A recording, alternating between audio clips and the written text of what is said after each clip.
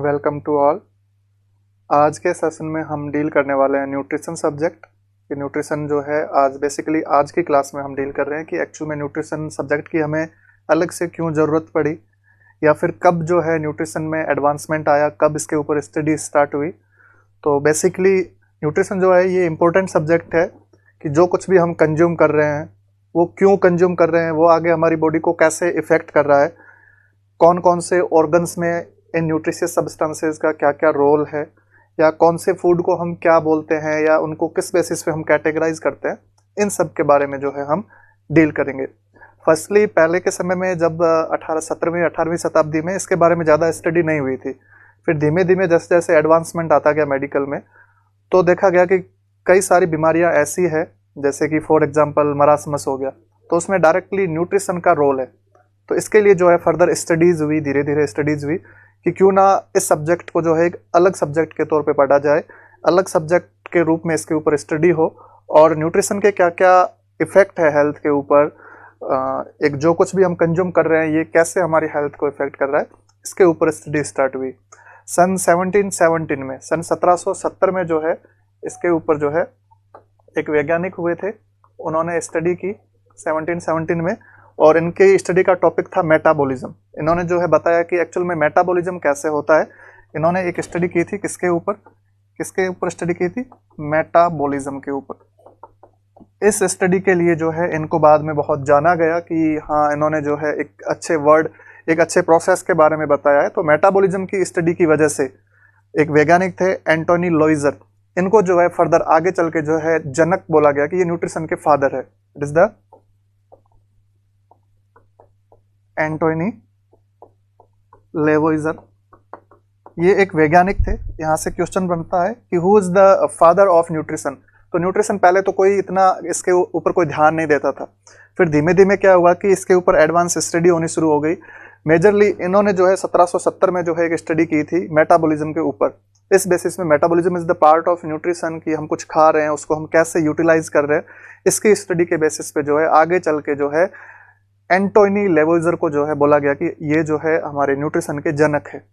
तो फिर धीमे धीमे ऐसे ही चलता रहा। 19वीं सदी आपकी जो आई, इसमें जो है इसमें फर्दर स्टडीज होनी शुरू हो गई। कई सारे इंस्टीट्यूट जो है वो सेटअप हुए, कई सारे डाइटरी प्लान्स या कुछ डाइटिक्स जो है वो अप्लाई हुए। तो ऐसे धीमे धीमे करके जो है इस पे जो है एडवांसमेंट आता गया। तो फर्स्टली न्यूट्रिशन को रिकॉग्नाइज किसने किया, या किसको जो है हम न्यूट्रिशन का जनक बोलते हैं, न्यूट्रिशन का फादर बोलते हैं, तो यहाँ आपके क्लियर हो जाना चाहिए। It is the Antoine Lavoisier is the father of nutrition, कि इन्हें जो है न्यूट्रिशन का जनक बोला जाता है। फर्दर बहुत सारी टर्मिनोलॉजीज होती है जो कि हम न्यूट्रिशन में यूज करते हैं जब हम सब्जेक्ट स्टार्ट कर रहे हैं। फर्स्टली तो हमें ये पता होना चाहिए कि व्हाट इज द न्यूट्रिशन, कि न्यूट्रिशन एक्चुअल में है क्या, न्यूट्रिशन जो है वो एक्चुअल में है क्या। इसके ऊपर यदि हम बात करें कि what is the nutrition, what is the nutrition, तो इस वर्ड को सोच के आपके दिमाग में क्या ख्याल आ रहे होंगे कि what is the nutrition. Simply हम बोलते हैं कि जो कुछ खा रहे हैं वही न्यूट्रिशन है।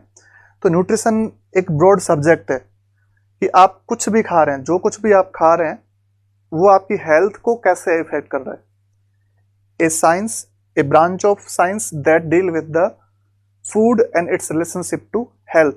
मीन्स आप कुछ भी खा रहे हैं, फूड आप कुछ भी खा रहे हैं जो कि आपको एनर्जी देगा आगे चलकर, और वो आपकी हेल्थ को कैसे इफेक्ट कर रहा है, वो आपकी हेल्थ को कैसे इफेक्ट कर रहा है, इसे हम क्या बोलते हैं? न्यूट्रिशन। फॉर एग्जाम्पल हम बात करें, आप एक जो है जिम जाते हैं डेली और प्रोटीन ले रहे हैं, एक्स्ट्रा प्रोटीन पाउडर ले रहे हैं, मीन्स आप फूड ले रहे हैं एज ए प्रोटीन पाउडर। आप क्या ले रहे हैं? फूड, कोई भी सब्सटेंस जो कि आप एनर्जी यील्डिंग के लिए ले रहे हैं, एनर्जी गेन करने के लिए ले रहे हैं, उसे हम बोलते हैं फूड।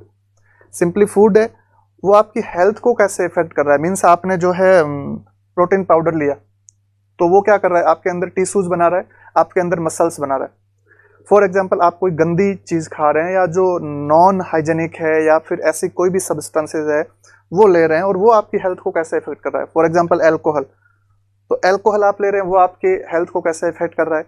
फॉर एग्जाम्पल कोई फ्रूट है, फॉर एग्जाम्पल एक मशरूम है जो कि पॉइजनस है, पॉइजनस मशरूम पॉइजनिंग आपने सुना होगा। तो हम मशरूम खा रहे हैं, हमारा फूड क्या है? मशरूम, और वो हमारी हेल्थ को कैसे इफेक्ट कर रहा है, उसे हम बोलते हैं न्यूट्रिशन। तो सिंपली इसको यदि डिफाइन किया जाए, it is the science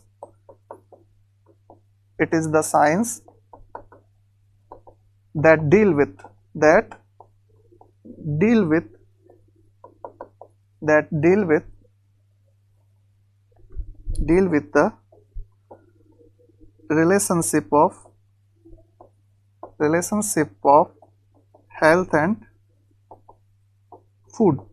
means आप कुछ भी खा रहे हैं जो कि आप एनर्जी यील्डिंग के लिए ले रहे हैं, एनर्जी प्रोवाइड करने के लिए ले रहे हैं, वो आपकी हेल्थ को कैसे इफेक्ट करेगा, उसे ही हम क्या बोलते हैं कि ये जो है हमारा जो है न्यूट्रिशन है। तो न्यूट्रिशन सब्जेक्ट की डेफिनेशन की हम बात करें तो न्यूट्रिशन जो है it is the branch of science that deal with the food and its relationship to health.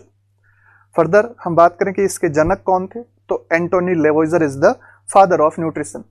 Further हम बात करें कि हम साल में एक दिन जो है वो नेशनल या इंटरनेशनल न्यूट्रिशनल डे के रूप में मनाते हैं, तो वो दिन कौन सा होना चाहिए, तो इट इज़ द 28 मई जो है 28 मई को जो है हम नेशनल न्यूट्रिशनल डे मनाते हैं। क्या मनाते हैं, it is the nutritional day, it is the nutritional day. तो यहाँ पे भी क्वेश्चन बन सकता है कि न्यूट्रिशनल डे जो है हमारा वो कौन सा है, तो न्यूट्रिशनल डे जो है हमारा वो कौन सा है, 28 मई। फिर अभी ट्रेंड चल गया है कि हर किसी न किसी, जैसे कि ट्रेंड चल गया है कि एक डे एक सफिशिएंट नहीं है, इसके लिए एक पूरा वीक जो है वो इसको डिनोट कर देना चाहिए कि इस पूरे वीक पे जो है अलग अलग हॉस्पिटल्स में, कम्युनिटी में अलग अलग प्रैक्टिसेज होनी चाहिए, अवेयरनेस होनी चाहिए रिलेटेड टू ए सब्जेक्ट या a topic. For example breast feeding week आता है, ब्रेस्ट फीडिंग अवेयरनेस वीक आता है, एंटी माइक्रोबियल स्टीवर्डशिप वीक आता है। तो ऐसे कई सारे वीक्स हम बनाते हैं। तो इस प्रकार से जो है first week of the September जो है उसे हम बोलते हैं कि it is the nutritional week. तो न्यूट्रिशनल वीक आपका कौन सा हो गया, it is the first week of September. First week of September is known as the nutritional week. तो कि इसमें जो है कई सारी चीज़ें यहाँ पर हमारे क्लियर हो रही है कि न्यूट्रिशनल वीक जो है वो हम कब बनाते हैं, तो first week of the September is the nutritional week. Nutritional day, national nutritional day कब मनाते हैं, तो 28 May is the national nutritional day. तो यहाँ पर हमारे बहुत सारे क्वेश्चंस क्लियर हो जाते हैं कि क्या जो है हमारा न्यूट्रिशन जो है वर्ड उसका क्या मीनिंग है या उसकी क्या डेफिनेशन है। तो nutrition is the branch of science that deal with the food and its relationship to health. Simply यदि हम बात करें कि न्यूट्रिशन शब्द का मतलब क्या है, ये एक लैटिन वर्ड न्यूट्रियस से बना है। न्यूट्रियस का मतलब होता है to nourish, it means to nourish and it means to cherish. Means इसके दो मतलब होते हैं। एक तो हो गया आपका टू नरिश। टू नरिश का मतलब है कि उसका पालन पोषण करना, मीन्स आपकी बॉडी को जीवित रखना है, उसको आगे जीना है तो उसका पालन पोषण करना पड़ेगा। जैसे एक बच्चे की उसकी माँ जैसे पालन पोषण करती है, वैसे न्यूट्रिशन हमारी बॉडी का पालन पोषण करता है। तो to nourish, to provide nutritional support, to provide food is the to nourish. To cherish का मतलब होता है to look after, to look after, look after. To look after का मतलब है कि अब जो है आपका बच्चा जो है उसको हमने पालन पोषण कर दिया है, उसके बाद में भी पालन पोषण के बाद में भी ऐसी कई सारी बीमारियां हो गई, तो उसके बाद की जो देखभाल है वो भी न्यूट्रिशन के अंदर आता है। तो न्यूट्रिशन जो वर्ड है इसका मतलब सिंपली है टू नरिश और टू चेरिश। टू नरिश का मतलब है कि आप जो है न्यूट्रिशनल सपोर्ट दे रहे हैं, किसी को न्यूट्रिशनल सपोर्ट दे रहे हैं, it is the to nourish. To cherish का मतलब है लुक आफ्टर, कि जो है आपने जो है न्यूट्रिशनल सपोर्ट दे दिए, उसके बाद में भी जैसे कि हम जो है बच्चों में जो है कंटिन्यूअस जो है असेसमेंट करते रहते हैं कि कहीं ये जो है अंडरवेट फॉर द एज तो नहीं जा रहे हैं, तो हम लुक आफ्टर कर रहे हैं कि हमने ठीक है हमने प्रोटीन दे दिया, ठीक है हमने मिड डे मील दे दिया, बट क्या उसके बाद में भी जो हम चाहते हैं वो इफेक्ट आए हैं या नहीं आए। तो उसके लिए जो है टू चेरिश वर्ड हम यूज करते हैं, to cherish, to look after, कि हमने इंटरवेंशंस ले लिए हैं, उसके बाद में जो है क्या क्या इफेक्ट जो है वो आ रहे हैं, क्या इफेक्ट नहीं आ रहे। तो यहाँ आपके क्लियर हो जाना चाहिए what is the to nourish and to cherish. यहाँ हमने एक वर्ड की जो है डेफिनेशन पढ़ ली न्यूट्रिशन की। देन हम बात करें what is the health. What is the health, शुरू से ही आप पढ़ते आए होंगे इसके बारे में, तो बहुत ही सिंपल सा वर्ड है what is the health. Word simple है बट इसका मतलब बहुत ब्रॉड है। क्या एग्जाम्पल यदि हम ले, एक पर्सन है जो हट्टा कट्टा है, सब कुछ अच्छा खाता है, सब कुछ उसका नॉर्मल है, बीपी नॉर्मल है, ब्लड की बाकी इन्वेस्टिगेशंस नॉर्मल है, बट वो जो है डिप्रेशन में चल रहा है, क्या उसे हम बोलेंगे इट इज द हेल्दी? सब कुछ उसका ठीक चल रहा है बट उसकी सोशल लाइफ ठीक नहीं चल रही, क्या उसको हम हेल्दी बोलेंगे? तो हेल्थ जो है इसके मेनली कई सारे डायमेंशंस होते हैं। Health is a complete state of wellbeing. Complete state of wellbeing का क्या मतलब है? तीनों चीजें, सोशल, फिजिकल एंड मेंटल। क्या क्या तीनों चीजें हैं इसमें? हम जो है क्या चीजें देखते हैं? Social, physical and mental. Means आप जो है शारीरिक, मानसिक एंड सामाजिक, मीन्स आप ये तीनों चीजों के बीच में कॉम्बिनेशन मिला के चल रहे हैं, तो ये आपको बोला जाता है कि it is the healthy person. सिर्फ आपके अंदर बीमारियों का ना होना या कुछ चेंजेस होते हैं जो कि बाय एज होते हैं, जैसे हम बोलते हैं infirmity, means it is the complete state of wellbeing, physical, mental, social wellbeing, not merely the absence of disease और infirmity.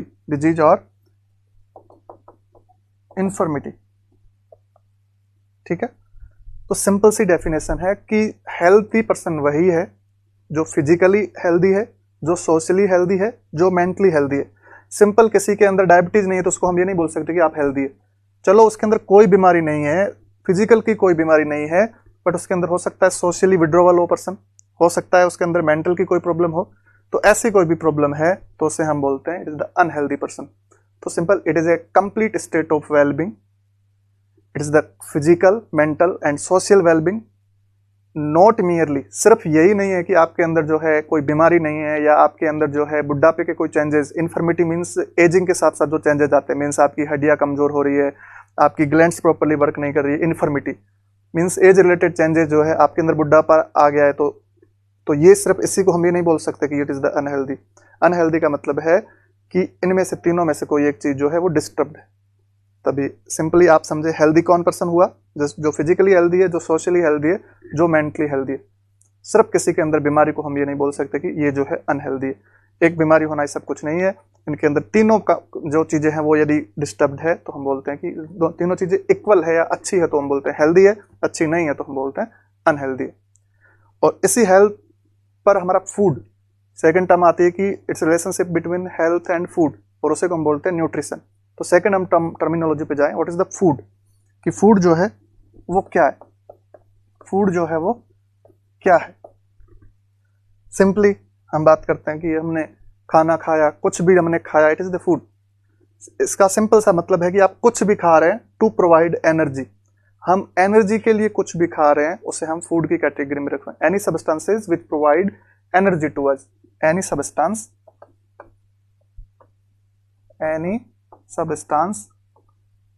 eat to provide energy to us, या फिर हम बात कर सकते हैं एनर्जी टू बॉडी। तो ऐसा कोई भी सब्सटेंसेज है जो कि हम बॉडी को एनर्जी प्रोवाइड करने के लिए ले रहे हैं।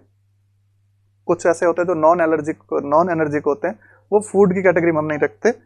फूड वही है जो एनर्जी, आपकी जो गंदी आदतें हैं जैसे कि अल्कोहलिज्म है, this is not the type of food. Food वही है जो कि हम एनर्जी के लिए लेते हैं, हमारी बॉडी इसके ऊपर डिपेंड करती है कि इससे हमें एनर्जी मिलेगी।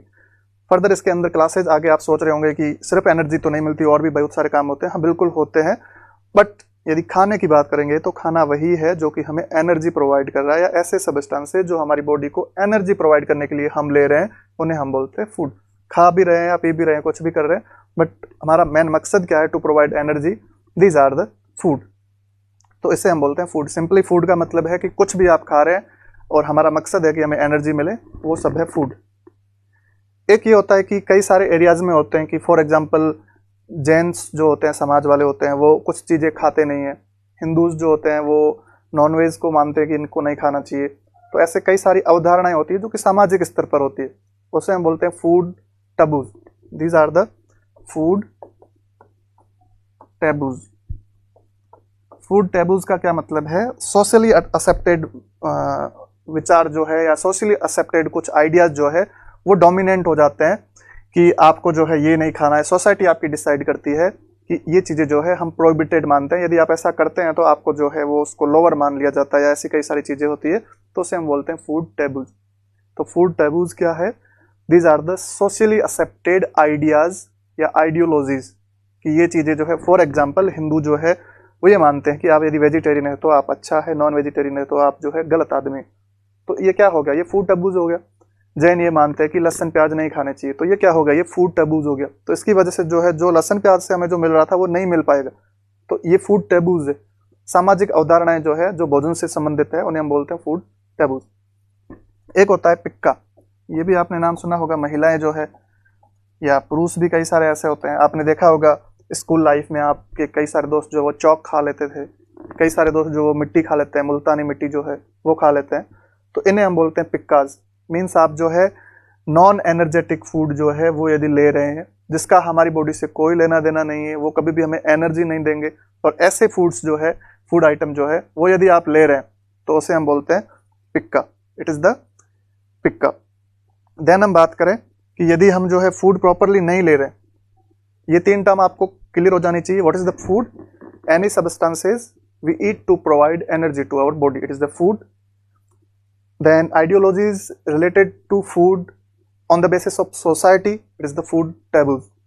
Then pica, non energetic food जो है वो हम खा रहे हैं, जो कि हमारे लिए काम का ही नहीं है, जैसे चौक है, पाउडर है, चौक पाउडर हो गया आपका। इसके अलावा बहुत सारी मुल्तानी मिट्टी खाते हैं, तो ये सभी चीज़ें जो है ये पिक्का के अंदर आती है। नॉन एडिबल सब्सटेंसेज जो है वो आप ले रहे हैं, जो आपको खाने नहीं चाहिए, तो उन्हें हम बोलते हैं पिक्का। देन हम बात करें कि यदि कोई व्यक्ति फूड प्रॉपरली नहीं ले रहा है, फूड जो है आप जो है कुछ दिन के लिए हड़ताल पे चले गए कि नहीं मुझे खाना लेना ही नहीं है, कुछ दिन तक आपने ज़्यादा खाना शुरू कर दिया। कुछ ऐसे होते हैं जो खाने से कुछ आइटम्स को एक्सक्लूड कर देते हैं। इस बेसिस पे जो है जो प्रॉब्लम अराइज होती है कि आप फूड प्रॉपरली नहीं ले रहे हैं या ज़्यादा ले रहे हैं, इम्प्रॉपर तरीके से ले रहे हैं, उसकी वजह से अराइज होने वाली प्रॉब्लम को हम बोलते हैं माल न्यूट्रिशन। इसे हम क्या बोलते हैं? माल न्यूट्रिशन। माल न्यूट्रिशन। तो माल न्यूट्रिशन क्या है? कई बार हम जो है इसके गलत परसीव कर लेते हैं कि माल न्यूट्रिशन का मतलब है कि कम खाना। नो, कम खाना अकेला माल न्यूट्रिशन नहीं है।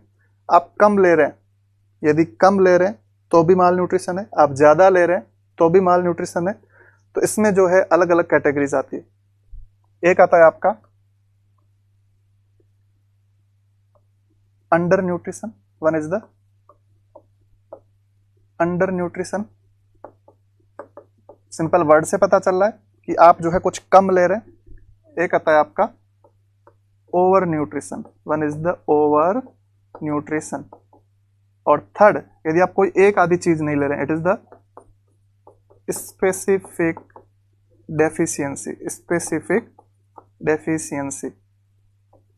तो यहां पर तीन कैटेगरीज आ गई कि आप जो है खाना तो एक में तो आ गया कि आप बिल्कुल कम खा रहे हैं, या आपको जो है किसी कारणवश न्यूट्रिशन प्रॉपरली नहीं मिल रहा है, जैसे कि बच्चा था, डेप्रिवेटेड या अवॉइडेड चाइल्ड है, या मदर जो है या फादर जो है उनकी आर्थिक स्थिति सही नहीं है, ऐसी सारी चीज़ें जो है उसकी वजह से यदि बच्चे की हेल्थ पे इफेक्ट पड़ रहा है, बच्चे के न्यूट्रिशन पे इफेक्ट पड़ रहा है, न्यूट्रिशन कम मिल रहा है, तो उसे हम बोलते हैं अंडर न्यूट्रिशन।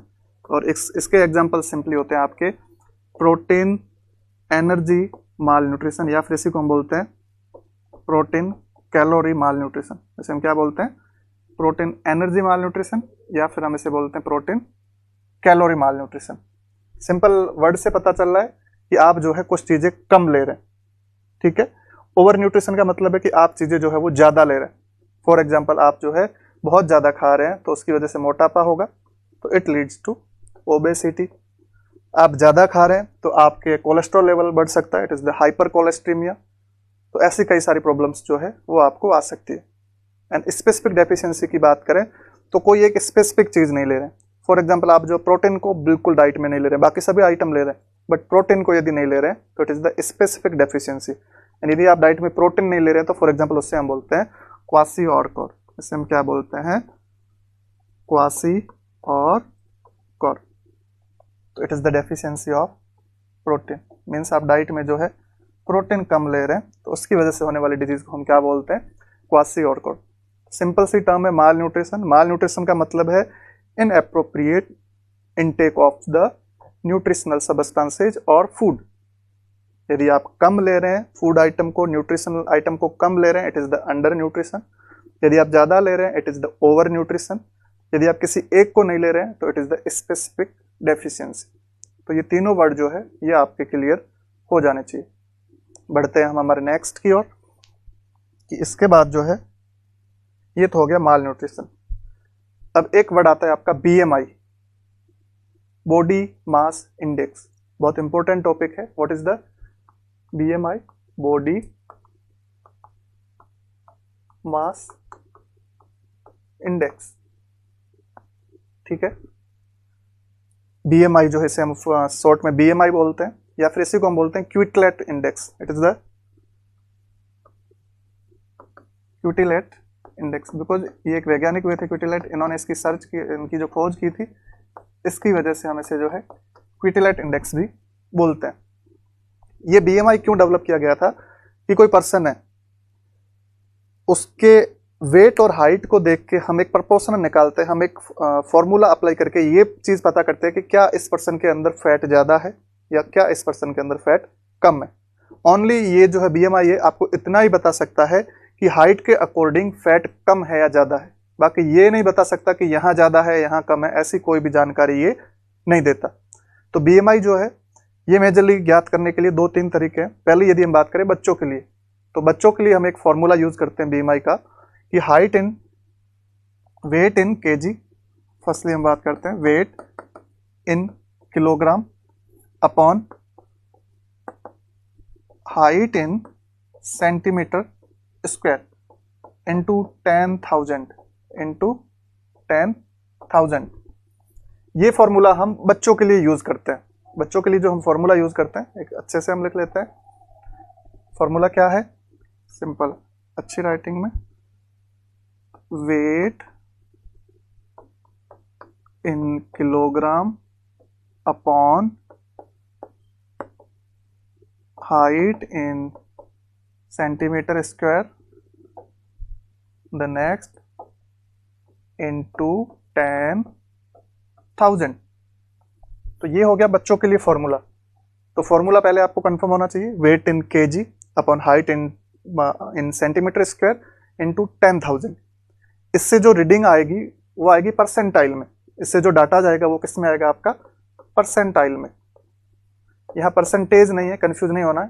जो डाटा आएगा वो किस में आएगा? परसेंटाइल में। इस परसेंटाइल के बेसिस पे जो है हम जो चिल्ड्रंस है उनको जो है कैटेगराइज करते हैं कि इनका नॉर्मल है वेट, या फिर ओवर वेट है, या फिर जो है आपके ओबेस है, या फिर जो है वो अंडर वेट है।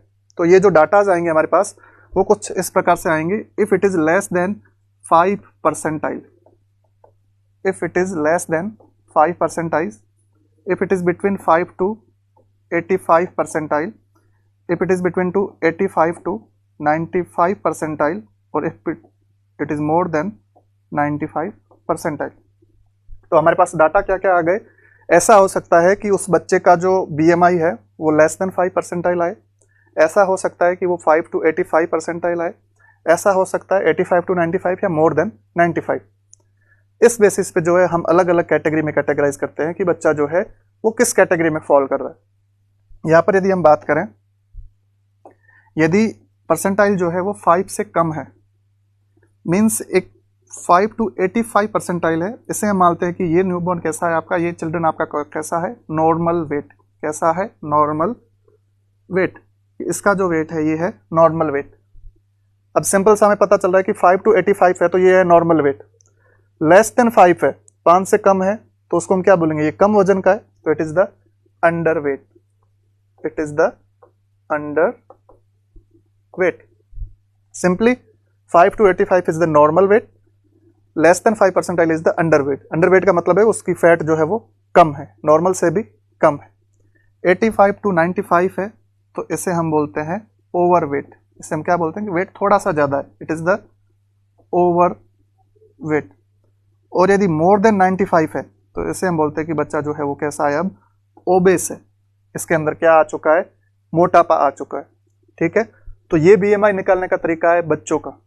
ये किसका तरीका है? बच्चों का। वापस से एक बार रिकॉल कर लीजिए, बच्चों के लिए BMI निकालने के लिए weight in kg upon height in centimetre square multiply by 10,000। इसकी जो रिजल्ट्स आएगा वो रिजल्ट्स किस में आएगा आपके, वो रिजल्ट्स आएगा परसेंटाइल में, नॉट इन द परसेंटेज। ये आपको ध्यान रखनी बात, ये रिजल्ट किस में आएगा, परसेंटाइल में। ठीक है, on the basis of percentile, यदि ये परसेंटाइल 5 से कम है, यदि ये परसेंटाइल 5 से कम है तो हम बोलते हैं it is the under weight, means जो वेट उसका होना चाहिए था उससे इसका वेट कम है। यदि ये रेंज 5 to 85 परसेंटाइल आती है, it is the normal wait. यदि ये परसेंटाइल 85 से 95 आती है तो इसे हम बोलते हैं it is the over weight, it is the over weight. और यदि ये मोर देन 95 आती है तो it is the obese, means over weight से भी ज़्यादा की कैटेगरी आ चुकी है। अब आपका जो चिल्ड्रन है वो कैसा है, ओबेस है। तो ये आपका क्लियर हो जाना चाहिए। एक बार हम जो है इसको रिकॉल कर लेते हैं वापस से। फर्स्टली बीएमआई, बहुत सारे क्वेश्चंस बनते हैं यहाँ पर। बीएमआई इन चिल्ड्रंस हमें यदि पता करना है तो क्या फॉर्मूला होगा, weight in KG, height in centimetre square into 10,000। ठीक है, और रिजल्ट आएगा हमारा वो किस में आएगा, इसमें आएगा परसेंटाइल। सिंपली है ये तो। इसके बाद में ये हम किसके लिए कर रहे हैं, बच्चों के लिए।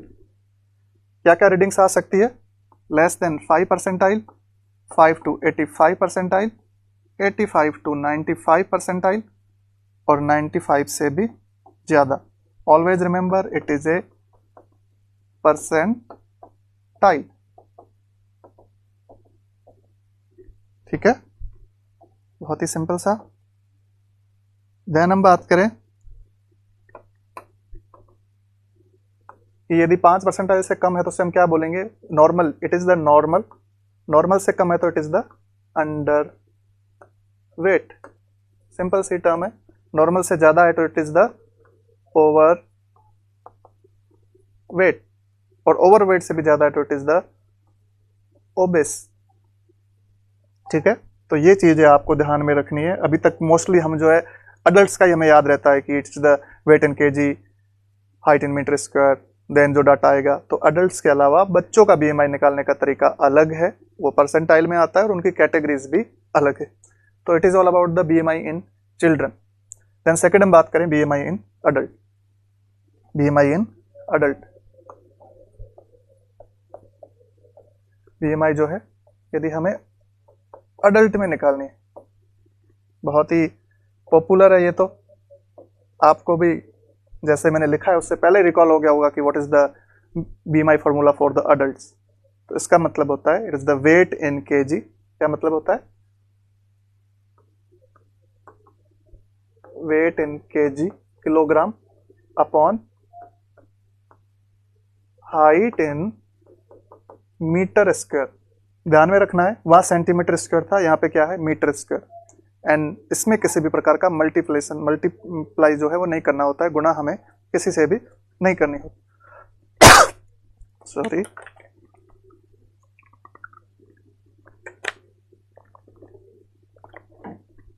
देन हम बात करें, जब इससे हम रखेंगे, जब इस फॉर्मूला में हम चीजों को रखेंगे तो जो है हमें आगे जाके रिजल्ट्स मिलेंगे।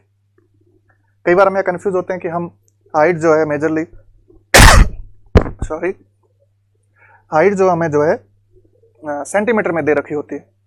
हम जब भी हम हॉस्पिटल सेटिंग्स में भी देखते हैं तो हाइट हमें जो है वो सेंटीमीटर्स में देखने को मिलती है कि हाइट कितनी है, क्या है।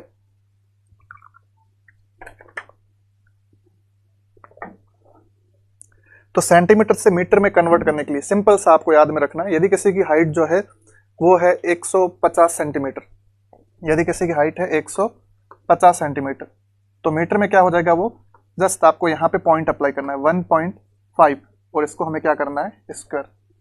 तो सिंपल, जैसे 167 है किसी की हाइट, तो उसको मीटर में कैसे कन्वर्ट करेंगे, 167, यहाँ पे हमें पॉइंट अप्लाई करना है 1.67, इसको मल्टीप्लाई करना है। तो कंफ्यूज नहीं होना है कभी भी। कई बार जो है ये क्वेश्चन दे देते हैं कि इतनी हाइट है, इतना वेट है, तो बीएमआई कैलकुलेट कीजिए। तो सिंपल पॉइंट ही अप्लाई करना है और कुछ नहीं करना है, इसको फिर स्क्वायर करना है। ठीक है, तो ये सिंपल सा आपको चीज जो है याद रखनी है। जब ये हम करेंगे, इसको जब हम कैलकुलेट करेंगे तो हमारे पास जो है यहाँ पर जो है कुछ डाटा आ जाएगा। फॉर एग्जांपल डाटा कोई भी एक्स आ गया हमारे पास, इसकी अलग अलग कैटेगरीज होती है, ठीक है। नॉर्मली हम बात करें तो 18.5 से 24.99, यदि ये डाटा आता है तो इसे हम मानते हैं it is the normal wait. क्या है? Normal weight. It is the normal wait. यदि इससे कम या ज्यादा आता है तो फिर उसे जो हम बोलते हैं कि it is the over weight और it is the under weight. तो 18.5 से 24.9 आ गया, it is the normal weight. अब आगे इसकी अलग अलग कैटेगरीज होती है जिसके बारे में हम चर्चा करेंगे। यदि हम बात करें, यहां से ले लेते हैं अडल्ट बीएमआई की बात कर रहे हैं हम। यदि ये 18.5 से 24.99 है तो इट इज द नॉर्मल। यदि हम ज्यादा की बात करें, नीचे की ओर ज्यादा की बात करें, यदि ये 25 टू 29.99 है, is the obese overweight. It is the overweight. It is the overweight. यदि ये जो है 30 टू 34.99 है, 35 टू 39.99 है, 40 टू 44.99 है, 45 टू 49.99 है। बहुत सारा यहाँ डाटाज है, उसको आपको याद रखना है।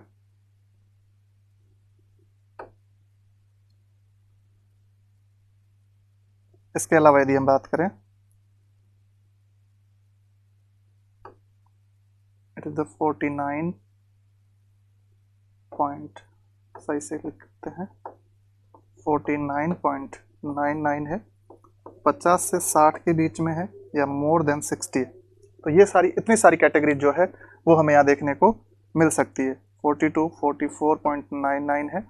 तो ये सारी कैटेगरीज है। सिंपली आपको जो है ट्रिकली याद करना है, ओवरवेट 25 से 30, 0.99 भी आपको माइंड में रखना है। आप जब क्वेश्चन आए तब उसको अप्लाई कर देना। बाकी यदि 34.99 आ रहा है तो इसी कैटेगरी में फॉल करेगा, दूसरी कैटेगरी में नहीं करेगा। इसे हम बोल देते हैं फिर obesity. It is the obesity. ये ओबेसिटी ग्रेड होते हैं। It is the obesity grade first, it is the obesity grade second, it is the obesity grade third, it is the obesity grade fourth, it is the obesity grade fifth, और it is the hyper obese. It is the hyper obese. Simply आप सोच रहे होंगे sir ने तो बहुत सारे data लिख दिए, पता नहीं कैसे याद होंगे। याद रखना है 18 से 25, 18.5 से 25, 20, वैसे आपको या तो 24.99 रखना है, बट सिंप्लिसिटी के लिए आप जो है 24.99 की जगह 18 से 25 नॉर्मल है, 25 से 30 ओवरवेट है, 30 से 35 ग्रेड फर्स्ट, 35 से 40 ग्रेड 2, 40 से 45 ग्रेड थर्ड, 45 से 50 ग्रेड फोर्थ, 50 के बाद आपको 10 बढ़ाने हैं, 50 से 60 ग्रेड फिफ्थ, और 60 से भी ज्यादा it is the hyper obese. और यदि इससे कम है, 18.5 से जो है कम है, यदि लेस देन 17 है, लेस देन 16 है, it is the severely, it is the underweight, it is the underweight, it is the severe under weight. तो ये अंडरवेट के लिए है और ये ओवरवेट के लिए। तो ये सारा डाटा जो है ये आपको क्लियर होना चाहिए। सिंपल 18.5 से 24.99 जो है ये नॉर्मल है। सिंपली याद रखने के लिए 18.5 से 25 नॉर्मल, 25 से 30 ओवरवेट। मीन्स ठीक है, अभी आप कुछ करेंगे तो वापस नॉर्मल रेंज में आ सकते हैं, नहीं तो फिर आप ओबेसिटी में जाएंगे। फिर ओबेसिटी ग्रेड 1, 2, 3, 4 और 5, 4 तक तो 5-5 बढ़ाने हैं। 30 से 35, 35 से 40, 40 से 45, 45 से 50 और 50 से 60, और 60 से ज़्यादा है तो हाइपर ओबेस। ठीक है। फिर इसके अलावा एक और चीज़ है कि यदि आपका आप जो वेट ले रहे हैं वो केजी में नहीं ले रहे हैं, यदि पाउंड्स में ले रहे हैं, पाउंड्स में ले रहे हैं, यदि वेट इन पाउंड्स में यदि आप ले रहे हैं, और हाइट जो है वो किस में ले रहे हैं आप, इंचेज में, तो यहां से भी जो है आप जो है बीएमआई कैलकुलेटेड कर सकते हैं। Weight in pound upon height in inches square, multiply, जो इसका आएगा आंसर उसको मल्टीप्लाई करना है 703 से। तो इस तरीके से भी आप जो है BMI को कैलकुलेट कर सकते हैं। इससे भी क्या कैलकुलेट कर सकते हैं आप, BMI। तो BMI कैलकुलेट करने के हमारे पास तीन तरीके हो गए BMI कैलकुलेट करने के। पहला हो गया कि बच्चों के लिए height in weight in kg upon height in centimetre square multiply by 10,000। इससे जो भी उत्तर आएगा आपका वो परसेंटाइल में आएगा।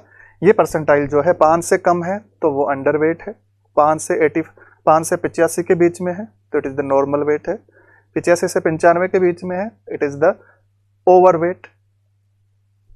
अभी ओबेसिटी में नहीं गया है, 95 परसेंटाइल से ज़्यादा इट इज़ द ओबेसिटी, ठीक है, ओबेस। देन अडल्ट के लिए weight in kg upon height in metre square, जो डाटा आएगा 18.5 टू 24.99 इज द नॉर्मल। और बाकी हमने जो है कैटेगरी जो है वो डील की है। यदि ऐसा नहीं है, हम किसी ऐसी कंट्री में जहाँ वेट पॉन्ड्स में लिखा जा रहा है, हाइट इंचेज में लिखी जा रही है, तो weight in pounds height in inches square multiply by 703। तो इसके थ्रू भी जो है हम अडल्ट की BMI जो है वो हम ज्ञात कर सकते हैं। फिर इसकी कुछ लिमिटेशंस होती है BMI की, कि जो आप BMI ज्ञात कर रहे हैं वो ओनली हमें फैट का बताती है कि फैट जो है वो ज़्यादा है, बट उसका एग्जैक्ट प्रोपोर्शन नहीं बताती कि इतना फैट ज़्यादा है या इस एरिया में फैट ज़्यादा है। तो ऐसी कोई भी जानकारी जो है वो नहीं देती। तो it is all about the BMI। BMI के बाद एक इससे मिलती जुलती एक टर्म और आती है, वो BMR। आपने बहुत सुना होगा BMR, it is the basal metabolic rate. What is the BMR? Basal metabolic rate, और इसको हम शॉर्ट में बोलते हैं BMR। It is the BMR। बहुत चीजें इसमें बारे में हमने सुन रखी होगी और कुछ नई चीजें हम लर्न करने की कोशिश करते हैं कि BMR क्या है, बेसल मेटाबॉलिक रेट क्या है, इसका क्या मतलब होता है, और इस पे क्या क्या जो फैक्टर्स है वो इसको अफेक्ट कर सकते हैं, उन हाउ टू कैलकुलेट। अब आप सोच के बताइए, BMI के लिए तो हमने हाइट ले ली, वेट ले लिया, BMR को कैसे कैलकुलेट करेंगे? आप कैसे पता लगाएंगे कि मैं या आप कितनी एनर्जी यूटिलाइज कर रहे हैं? सिंपली यदि हमें एक सिंपल वर्ड में समझे कि what is the BMR। BMR का मतलब है कि आपने खाना खाए हुए कितने घंटे हो गए? 12 घंटे। कि खाना खाने के बाद में 10 से 12 घंटे के बाद, खाना खाने के बाद में 10 से 12 घंटे के बाद आपकी बॉडी, जब आप रेस्ट में हैं, जब आप किस में, आप रेस्ट कर रहे हैं, आराम कर रहे हैं, एक वार्म, ऐसा नहीं कि बहुत ज़्यादा सर्दी वाले एरिया में, वार्म एनवायरनमेंट में है, उस टाइम पे आपकी बॉडी, आपके बॉडी के वाइटल ऑर्गन को, वाइटल ऑर्गन हमारे ब्रेन, लंग्स, हार्ट, इनको जीवित रखने के लिए, इनको फंक्शनिंग कंडीशन रखने के लिए कितनी एनर्जी स्पेंड कर रही है, इनके लिए कितनी एनर्जी स्पेंड कर रही है। इस एनर्जी के अमाउंट को हम क्या बोलते हैं? BMR। इसे हम क्या बोलते हैं? BMR। तो सिंपली बात समझिए, पोस्ट एब्जॉर्प्ट 10 से 12 घंटे बाद का हमने क्यों बोला? कि जैसे आपने खाना खाया, खाना खाते आपकी बॉडी जो है उस फूड को जो है यूटिलाइज करना शुरू कर देती है, और यूटिलाइजेशन में जो है, फूड को यूटिलाइज करने में भी हमारी बॉडी कुछ अमाउंट में एनर्जी स्पेंड करती है। तो इस टाइम पे एग्जैक्ट BMR हम नहीं बता सकते कि BMR क्या है, बिकॉज अभी तो बॉडी काम कर रही है। चलो हम फिजिकली कोई काम नहीं कर रहे हैं, बट बॉडी के अंदर काम चल रहा है, फूड को तोड़ने का काम चल रहा है, फूड को मेटाबोलाइज करने का काम चल रहा है 10 से 12 घंटे के बाद। ये मेजरली जो हम मॉर्निंग में लेते हैं प्री ब्रेकफास्ट, मीन्स आप रात में सोए, रात में आपने रेस्ट किया है, ठीक है, रेस्ट करने के बाद सुबह जब आप उठे, आप स्लीप में नहीं होने चाहिए, वॉक होने चाहिए, एकदम अराउज होने चाहिए, और एक वार्म एनवायरनमेंट में। ऐसा नहीं कि आप बहुत ज़्यादा सर्दी वाले एरिया में आप कांप रहे हो और आपकी BMR ली जाए, तो आपकी बॉडी तो काम कर रही है, एडिपोज टिश्यू को तोड़ रही है, या आपकी बॉडी सिवरिंग करवा रही है, तो उस कंडीशन में BMR एग्जैक्टली नहीं पता चलेगी। तो खाना खाने के 10 से 12 घंटे के बाद जब आप वार्म एनवायरनमेंट में हैं, तब आपकी बॉडी द्वारा आपके वाइटल ऑर्गन को फंक्शनिंग कंडीशन में रखने के लिए, आपकी हार्ट बीट को चालू रखने के लिए, आपके ब्रेन को प्रॉपर ऑक्सीजन देने के लिए, आपकी सांसों को चालू रखने के लिए जो एनर्जी स्पेंड की जा रही है उससे हम क्या बोलते हैं? BMR। अब आप सोचिए, हम BMR कैसे कैलकुलेट कर सकते हैं? क्या किसी पर्सन की बॉडी के आपको पता चल सकता है कि ये जो है 10 से 12 घंटे बाद जो है अब कितनी एनर्जी यूटिलाइज कर रहा होगा? What is the way to calculate the BMR? Simply सोचिए, BMR को हम कैसे कैलकुलेट कर सकते हैं?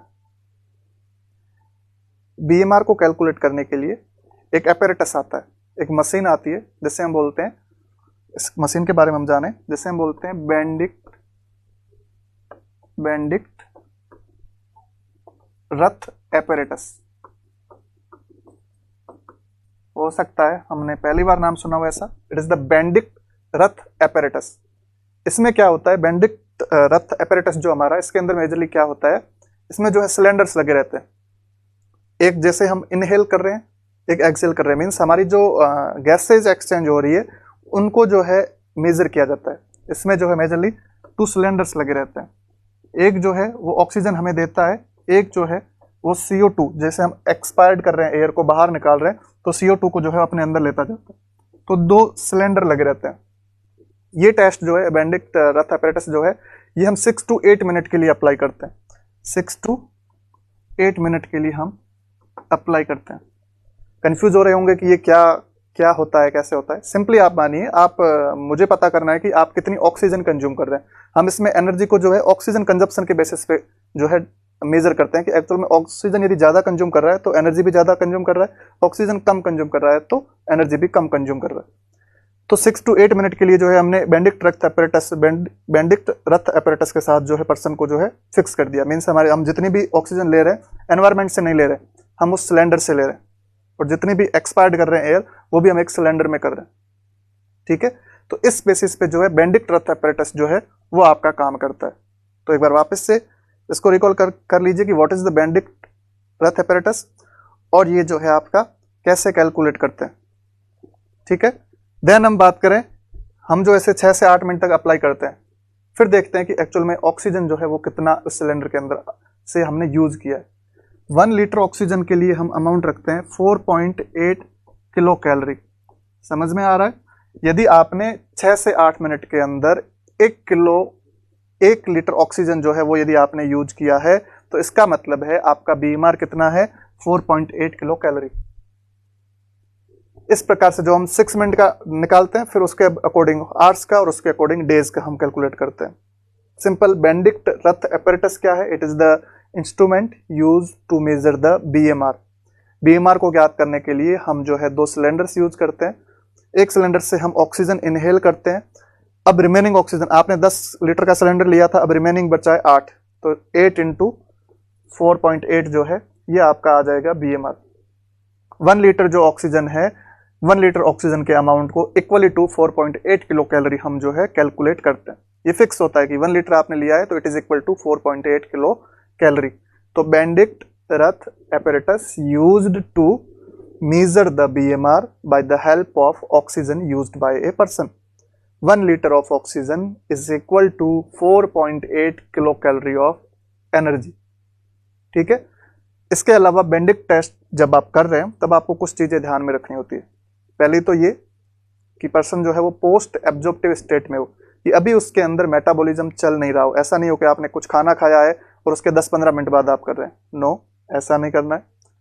पेशेंट जो है वो एक्सट्रीम कोल्ड एनवायरनमेंट में नहीं होना चाहिए, मीन्स ठिठुरन वाली स्थिति में नहीं होना चाहिए। पेशेंट जो है वो किसी टेंशन वरी में नहीं होना चाहिए, उसकी हार्ट बीट बढ़ी हुई नहीं होनी चाहिए। यदि ऐसा है तो इसका मतलब है कि हमारा टेस्ट जो है वो रॉन्ग रिजल्ट्स ला सकता है, बिकॉज यदि टेंशन में है तो एनर्जी ज़्यादा यूटिलाइज कर रहा है। इसके अलावा पेशेंट जो है वो बहुत ज़्यादा हॉट एनवायरनमेंट में भी ना हो। ये सभी चीज़ें, पेशेंट ने अभी अभी कुछ खाया ना हो, patient free from disease condition है, तो ये सभी चीजें जो है वो इफेक्ट करती है आपके बीएमआर कैलकुलेशन को by the help of Benedict Roth apparatus. Then हम बात करें नॉर्मल बीएमआर एक्चुअल में होती कितनी है। तो यदि हम मेल और फीमेल की बात करें, इन द मेल जो बीएमआर रहती है it is about 24 to 26 kilo calorie per KG body weight per day. Male की बात करें हम 24 to 26 kilo calorie per KG per day जो है रिक्वायरमेंट रहती है। In the case of female it is about 22 to 24 kilo calorie per KG per day. तो ये दोनों चीजें आपको ध्यान में रखनी है। In the case of male 24 से 26 kilo calorie per KG per day, means आपको यदि किसी पर्सन के खाना खाने के 12 घंटे बाद उसके वाइटल ऑर्गन को वर्किंग कंडीशन में रखना है तो 24 से 26 kilo calorie per KG per day के अकॉर्डिंग जो है आपको स्पेंड करना पड़ेगा। एक होता है फीमेल के लिए, तो 22 to 24 kilo calorie per KG per day जो है आपको स्पेंड करना पड़ेगा। It is about the BMR. एक आता है एनर्जी बैलेंस, एक और यहां पर टर्म आती है energy balance. Energy balance, energy balance का ये मतलब होता है कि फॉर एग्जांपल मैं जो है 1000 किलो कैलोरी डेली जो है डाइट ले रहा हूं, और मेरी बॉडी जो है 1000 किलो कैलोरी की ही मेरी बॉडी की डिमांड है, उतनी कैलोरी ही वो खर्च करती है। मीन्स आपने 1000 किलो कैलोरी लिया, आपकी बॉडी ने, या आपकी बॉडी को फंक्शन करने के लिए, आप जो भी काम कर रहे हैं उसके लिए उसको 1000 किलो कैलोरी चाहिए। तो जो आपने इंजेस्ट की या आपने जो खाई है, आपने जो फूड लिया है, वो 1000 किलो कैलोरी का है, और आपकी बॉडी ने जो है, या आपकी बॉडी की नीड भी क्या है, 1000 किलो कैलोरी। तो it's means equal demand and जो यूटिलाइजेशन है वो यदि इक्वल हो जाए तो आपका वेट वगैरह जो है वो एक नॉर्मली बना रहेगा। जैसे आप यदि 70 केजी के तो 70 के ही बने रहेंगे, बिकॉज आप जितना ले रहे हैं उतना ही आप यूटिलाइज कर रहे हैं, कोई भी स्टोर नहीं कर रहे हैं। तो इसे हम बोलते हैं एनर्जी बैलेंस। एनर्जी बैलेंस का सिंपल सा वर्ड में मतलब है कि जो आप एनर्जी ले रहे हैं वो और जो आपकी बॉडी की डिमांड है, ये दोनों इक्वल है, तो आपका कोई वेट गेन नहीं होगा, कोई वेट लॉस नहीं होगा, और ऐसे ही क्या हम बोलते हैं एनर्जी बैलेंस। ठीक है, यहां तक। बीएमआर क्या है, खाना खाने के 12 घंटे बाद, इसे हम बोलते हैं पोस्ट एब्जॉर्प्टिव स्टेट। मेजरली हम मॉर्निंग में करते हैं, बिकॉज इवनिंग के टाइम पे जो है हम कुछ ना कुछ लंच करते हैं, उसके 12 घंटे हो नहीं पाते हैं, या उस टाइम पे जो है बीएमआर थोड़ा बढ़ा रहता है, तो मॉर्निंग में करते हैं प्री ब्रेकफास्ट। इसके लिए हम बेंडिक्ट रथ एपरेटस यूज करते हैं। 1 litre of oxygen is equal to 4.8 kilo calorie. इसमें हम CO2 का अमाउंट नहीं लेते हैं, ऑक्सीजन हमने कितनी यूटिलाइज की है, सिलेंडर से कितनी ऑक्सीजन हमारी बॉडी के अंदर गई है, उसको हम उसको जो है मेजर करते हैं, और उसके बेसिस पे जो है हम बीएमआर कैलकुलेट करते हैं। एनर्जी बैलेंस क्या है, आपने जो एनर्जी ली वो एनर्जी जो है यदि आपकी बॉडी की डिमांड के इक्वल है तो एक स्टेडी वेट रहता है, एक कॉन्स्टेंट वेट रहता है, उसे हम बोलते हैं एनर्जी बैलेंस। एक हम वर्ड यूज कर रहे हैं किलो कैलोरी। किलो कैलोरी का क्या मतलब है, दो वर्ड होते हैं, किलो कैलोरी और कैलोरी। तो किलो कैलोरी और एक वर्ड होता है कैलोरी। सिंपली यदि हम डिफाइन करना चाहें कि what is the kilo calorie, kilo calorie का मतलब है कि यदि आप 1 लीटर वाटर को, यदि आपको 1 लीटर वाटर के अंदर 1 डिग्री टेम्परेचर से उसको जो है, टेम्परेचर उसका फॉर एग्जांपल 30 डिग्री सेंटीग्रेड है और उसको आपको 31 करना है, उसके लिए जो हीट रिक्वायर्ड होगी उसे हम क्या बोलेंगे, it is the kilo calorie. Means 1 litre पानी को, 1 लीटर लिक्विड को, 1 लीटर पानी को का टेम्परेचर 1 डिग्री बढ़ाने के लिए हमें जितनी हीट की नीड होती है उसे हम क्या बोलते हैं, it is the kilo calorie. Then हम बात करें what is the calorie. Calorie is the amount of heat required to increase the temperature of 1 ml of water with the 1 degree centigrade. Simple, एक में 1 लीटर है, एक में 1 ml है, तो 1 लीटर के लिए चाहिए वो किलो कैलोरी और 1 ml के लिए चाहिए वो कैलोरी। इसके अलावा एक टर्मिनोलॉजी और आती है, स्पेसिफिक डायनेमिक एक्शन। आपने वर्ड सुना होगा, स्पेसिफिक डायनेमिक एक्शन, SDA। इसका क्या मतलब है, SDA का ये मतलब है कि आप कुछ भी आइटम खा रहे हैं, फॉर एग्जाम्पल आपने एग खाए, अब एग खाया आपने या आपने मीट खाया, मानते हैं कि ये प्रोटीनियस डाइट है, बट क्या आपने 100 ग्राम खाए तो 100 ग्राम यूटिलाइज हो गए, आपने 100 ग्राम डाइट ली 100 ग्राम यूटिलाइज हो गई। तो कुछ भी आप ले रहे हैं, जैसे कि फॉर एग्जाम्पल आपने प्रोटीन लिया, तो ये प्रोटीन जो है पॉलीपेप्टाइड के रूप में होगा, ये पेप्टाइड में टूटेगा आपके, देन ये फिर आगे जाते जाते किस में टूटेगा, अमाइनो एसिड में। किस में टूटेगा, अमाइनो एसिड में। और हमारी बॉडी की क्या आदत होती है कि जब तक कोई भी फूड पार्टिकल अपने सबसे छोटी इकाई में ना टूटे, अपनी बिल्डिंग ब्लॉक्स में ना टूटे, तब तक हमारी बॉडी उसे यूटिलाइज नहीं करती। आपने कार्बोहाइड्रेट खा लिया, आपने 4 की जगह 6 रोटी खा ली, बट आपकी बॉडी में यदि कार्बोहाइड्रेट को तोड़ने वाले एंजाइम्स नहीं है, आपने जो जिस फॉर्म में लिया, जैसे आपने जो है डाइसेकेराइड के रूप में लिया, तो उसको पहले मोनोसेकेराइड में टूटना पड़ेगा। तो जब तक मोनोसेकेराइड में नहीं टूटेगा तब तक हमारे लिए वो किसी भी काम का नहीं। ठीक है, तो इनको तोड़ने के लिए मीन्स आपने जो है पॉलीसेकेराइड लिया था, पॉलीसेकेराइड को पहले डाइसेक ओलिगो फिर डाई फिर मोनो टूटने में जो एक बहुत बड़ा प्रोसेस लगता है या एक एनर्जी की नीड होती है, तो फूड पार्टिकल को अपनी ओरिजिनल से बिल्डिंग ब्लॉक्स में टूटने के लिए जो एनर्जी की नीड होती है, और इसी को हम क्या बोलते हैं, एसडीए। मीन्स एक कॉम्प्लेक्स फूड पार्टिकल को अपनी बिल्डिंग ब्लॉक्स में, प्रोटीन को अमाइनो एसिड में, फैट को फैटी एसिड में, और कार्बोहाइड्रेट को मोनोसेकेराइड में टूटने के लिए जो एनर्जी की यूज या जो एनर्जी वो यूटिलाइज करता है, उससे ही हम क्या बोलते हैं, स्पेसिफिक डायनेमिक एक्शन। सबसे ज्यादा जो एनर्जी जो है वो यूटिलाइज करता है आपका protein, and it is about 30%। Means आपने 100 ग्राम प्रोटीन लिया है तो 30% तो जो है वो प्रोटीन का अमाइनो एसिड बनने में वो खर्च हो जाएगी। देन हम बात करें फैट। फैट जो है, हम बात करें प्रोटीन की, तो प्रोटीन का एसडीए होता है आपका 30%। देन हम बात करें फैट। फैट का एसडीए होता है अप्रोक्सीमेटली 13%। देन हम बात करें कार्बोहाइड्रेट, इसका एसडीए होता है 5%। तभी तो जब कोई बंदा जो है वो कोई खेल खेल रहा है या ऐसे बेहोश हो गया है, क्विक एनर्जी उसको चाहिए, तो कार्बोहाइड्रेट दिया जाता है, बिकॉज वो जितना हम दे रहे हैं उसमें से 95% वो यूटिलाइज कर रहा है। और यदि हम मिक्स्ड डाइट दे रहे हैं, यदि हम जो है मिक्स्ड डाइट दे रहे हैं, तो इट इज अबाउट 12%, और in the ranges it is about 10 to 14%। It is about 10 to 14%।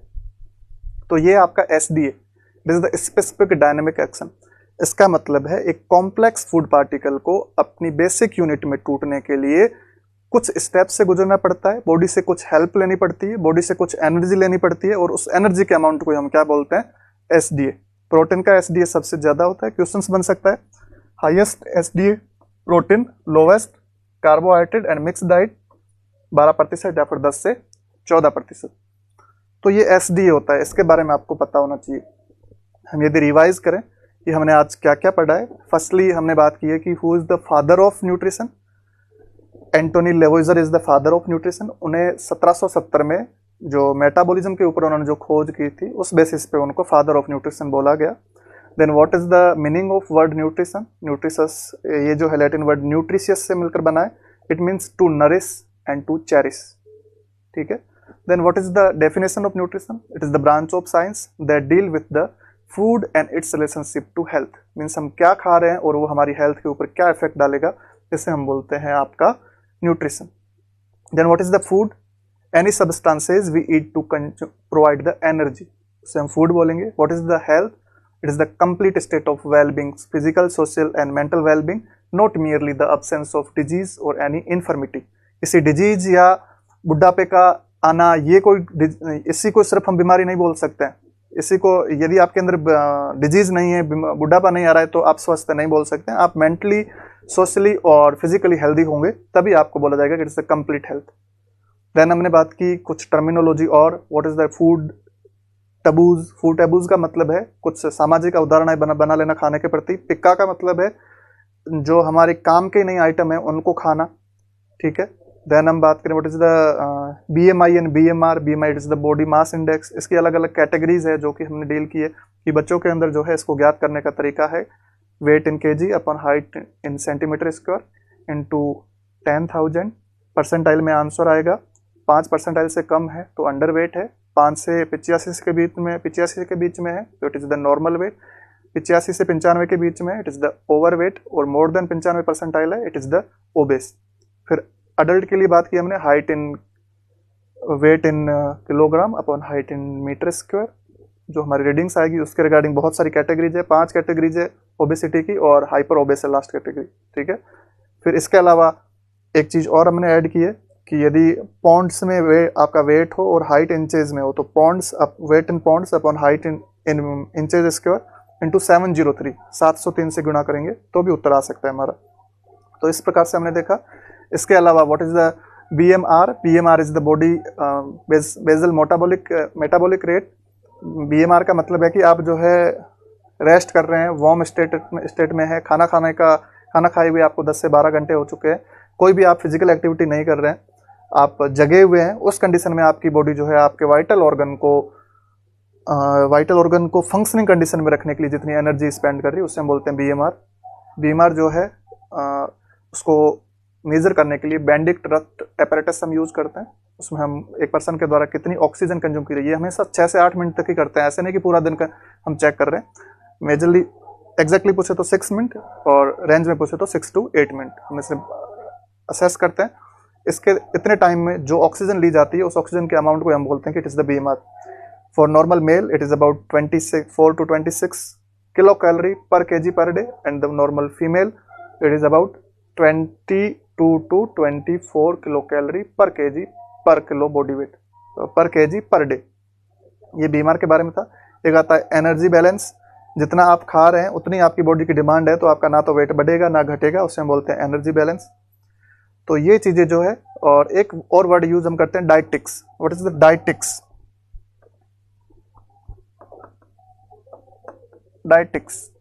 Dietetics का मतलब होता है कि हम न्यूट्रिशन पढ़ रहे हैं, हमने अब बहुत सारा न्यूट्रिशन के ऊपर बुक्स आ चुकी है, बहुत सारा नॉलेज है, बहुत सारी रिसर्च हो चुकी है। उन रिसर्च को एक मरीज की डाइट के ऊपर अप्लाई करना।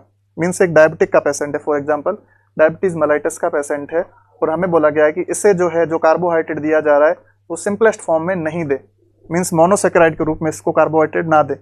ये क्या है? एक न्यूट्रिशन का एक रूल था जिसको हमने जो है एक मरीज की डाइट के ऊपर लागू किया है।